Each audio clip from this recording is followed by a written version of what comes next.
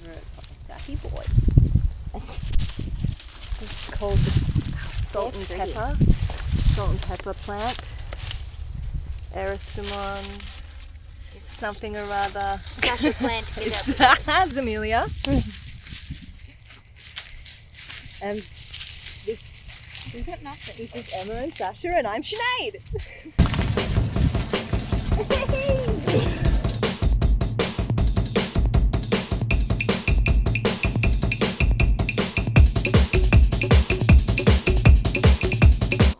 Yeah, that was its flower. So those have all pollinated, and those are the seeds drying up and we're getting ready to sprout. I'm not sure what the first species is, but it's a different type of Xanthorrhea.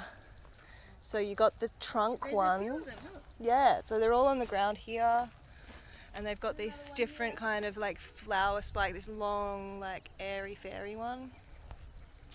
And then look at them just like bobbing up and down. Hey, what's up? They're waving to you. This one. Hey. Hey. Yeah, they're cool. This is called a bloodroot. Where's the dogs?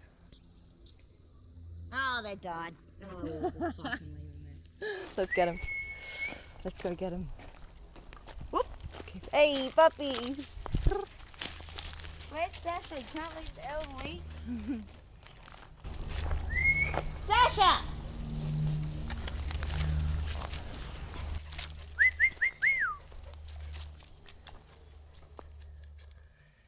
Another Banksia grandis. Looking pretty grand. There she is. Coming out of There the she's forest. going. There she goes. That's the problem. I walk her and she acts like she's too. Yeah.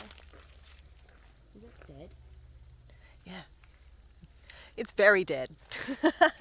Very, very, very, very, very dead. Where we dead. Drought, mate. Yeah. How sad. Look at them all. Yeah. There's a lot of them that have passed away this year. But you can still see, look, yeah, see them all growing in here. Look Like, at all the saplings. they're all up, coming up. And like those dead ones, like they're providing a lot of like structural support for the soil still with their roots in. I think you read about that because keep wanting to root trees.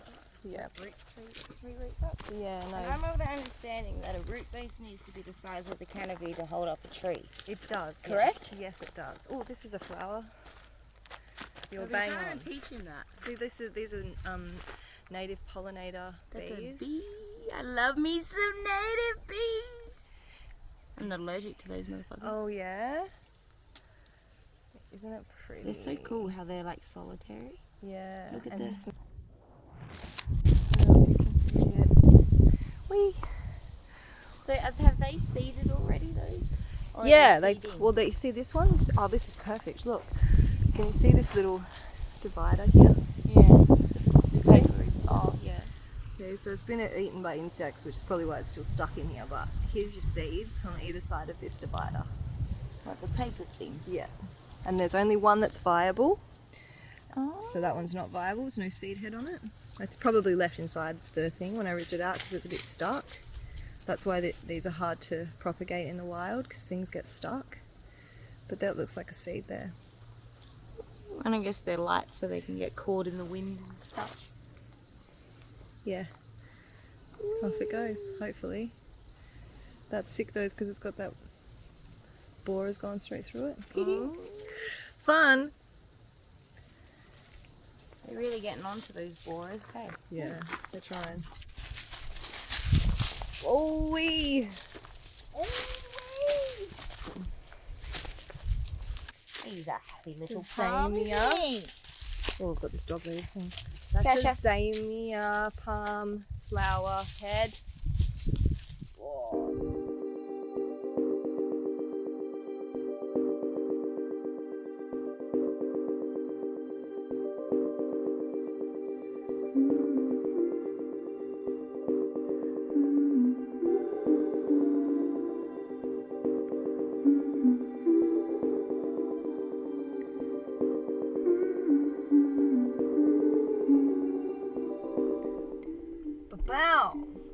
I'm off to a consult which may include some information about sensory gardens. So sensory gardens are particularly for situations where clients have maybe some sensory issues, so whether they have visibility disabilities, hearing disabilities, mobility disabilities, intellectual disabilities, and the whole aim of a sensory garden is to draw attention to the senses, so sight, smell, touch, taste. And these are core principles in most garden therapy. Actually, it's the way in which we can restore our attention and restore our natural rhythm through the observation of our bodily experiences on earth.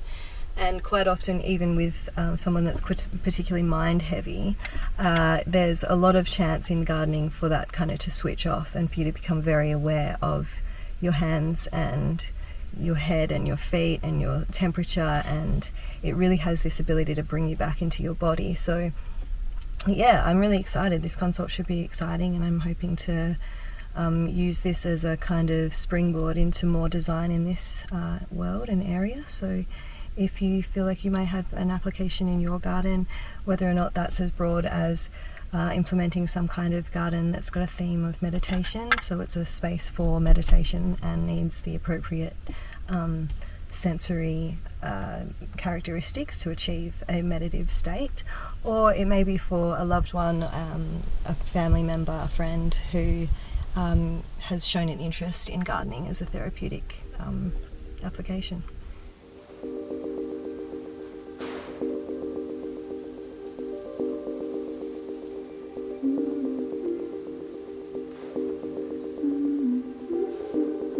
So in this garden there is a really good example of the way that microclimates work. So I've been in this garden for a really long time, working with a really broad range of species, some really beautiful collecting items, specimens. What I wanted to talk about specifically in this video is the idea of different zones being determined by the different microclimates that you have. So a potted plant is its own microclimate. A collection of potted plants together is its own microclimate. And we start to get an idea of the ways in which moisture requirements versus light requirements versus the shade of the day versus all of these different elemental factors of gardening come together when you have a functioning microclimate pot, a functional understanding of a microclimate and its needs. So, for example, this is a cluster. It gets quite a lot of afternoon shade. However, in order to keep some of the bigger, more demanding species, like this epiphyte queen of the night, she is hungry, she's thirsty, but she's very valuable and produces these like beautiful fragrant blooms. I don't know if you can see that. They're huge when they bloom. They're about the size of your hand. And essentially, in order to keep the soil in this spot a little bit shaded, she's surrounded by other plants. Now this helps the pot stay cool. This helps everything around it kind of buffer the zone a little bit.